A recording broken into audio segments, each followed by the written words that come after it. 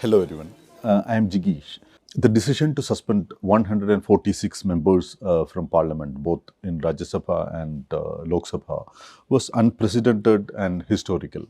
But you might have also heard our Parliamentary Affairs Minister Pralhad Joshi and other senior BJP leaders and many BJP followers and BJP members in social media have been comparing these incidents with that of a similar decision by the Rajiv Gandhi government in 1989. Let us take a look at that incident and we'll try to analyze can both these incidents be compared at all. So, at that point in 1989, the Congress government led by Rajiv Gandhi had a very brutal majority in Lok Sabha. The Congress had 426 members in Lok Sabha. Veteran Congress leader, eminent parliamentarian Balram Jakhar was the speaker of Lok Sabha, and senior AIDMK leader, AIDMK, as everyone knows, AIDMK was supporting the government of the Congress government. AIDMK's leader M. Thampidurai, who is now in Rajya Sabha. Thampidurai was the deputy speaker of Lok Sabha, and Subhash Kashyap, who's an eminent scholar on parliamentary affairs, has written a number of books, authored a number of articles on parliamentary procedures, legal systems and all. So he was the Secretary General. He had a very long tenure as Secretary General of Lok Sabha. Eminent parliamentarians and academics were sort of controlling function of Lok Sabha at that point of time. The suspensions happened on March 15, 1989. It was a Wednesday, and the term of suspension was 2 days, like till the end of that week. 63 members were suspended. I will come to that. But the problems that led to these suspensions started on March 13. The House was in session.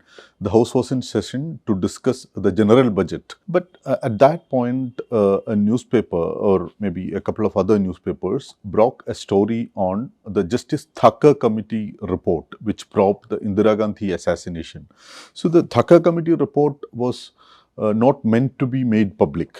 So there was an assurance the government had given to the House that it will not be made public, because the Justice Thakker himself had recommended that this has sensitive information and this should not be made public.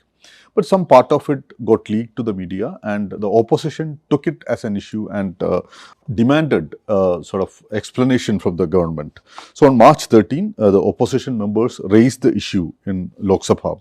The opposition members, they were very small, but they moved an adjournment motion seeking suspension of all the other businesses and discussion of this particular issue in Parliament. The government did not relent, as any other government does. The opposition stormed to the well and created a ruckus, and the Speaker, Mr. Thakker, warned them of strict actions if they do not go back to their seats.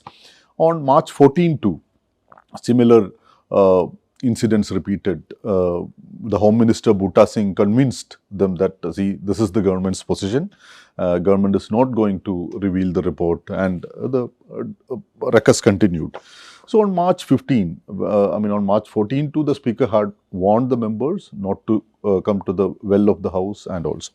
So on March 15, at 0 hour, at sharp at 12:01 p.m., opposition members, especially Indrajit Gupta, senior CPI leader, CPI's former General Secretary, country's former Home Minister, raised the issue. He spoke at length. So countering him, Bhutta Singh, the then Home Minister, made the government's position again clear and said the government had no role in leaking out the report.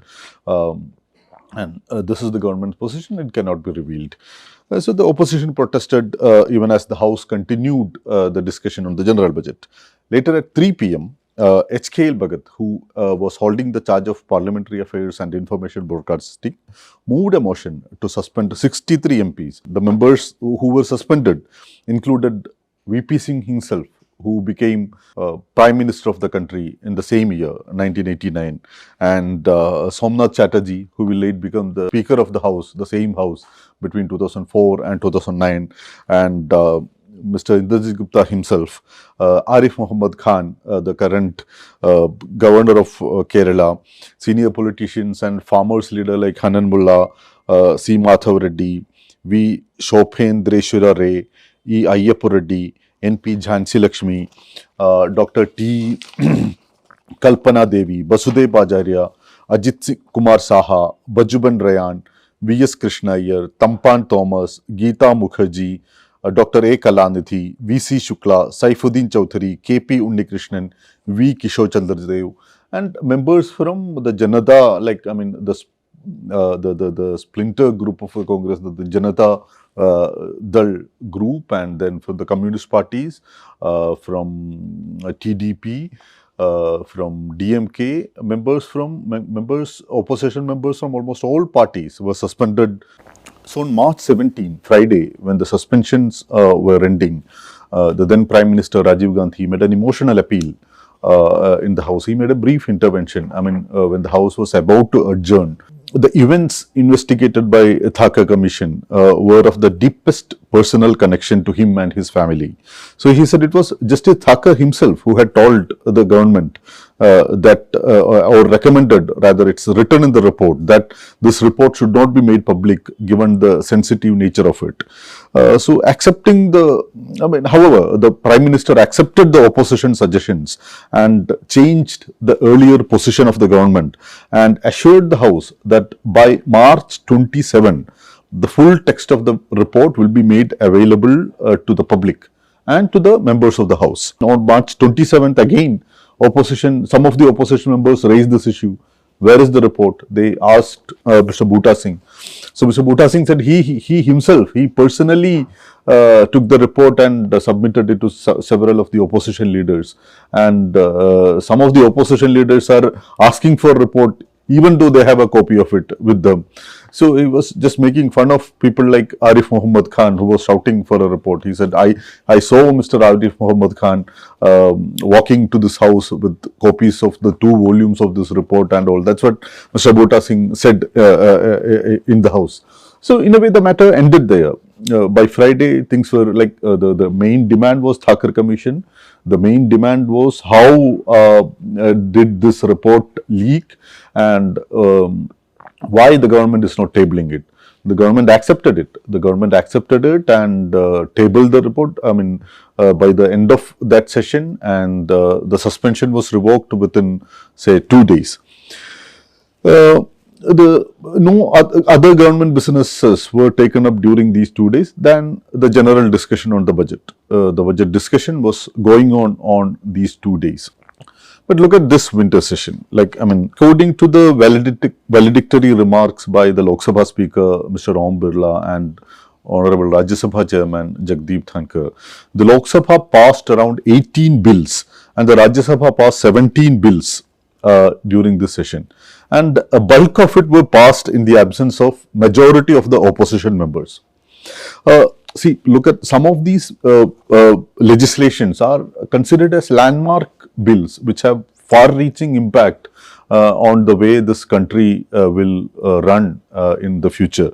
Like this Bharati Sakshi Bill, Bharati Nyay Sanhita, Bharati Nagarik Suraksha Sanhita, which replaces the Indian Penal Code, the Criminal Procedure Code and the Evidence Act. And there is another important bill on appointment of election commissioners, the Post Office Bill, the Telecommunications Bills, against which there are a lot of apprehensions of privacy and other issues are involved. So almost all these bills are very important for the future of the country. A lot of academics, a lot of editorials, a lot of concerned individuals questioning this decision of the government. However, the BJP and those who support the government have been arguing that this is yet another step which is similar to the 1989 incidents of mass suspension. But from these facts, it is clear that both these incidents, both these actions cannot be compared at all.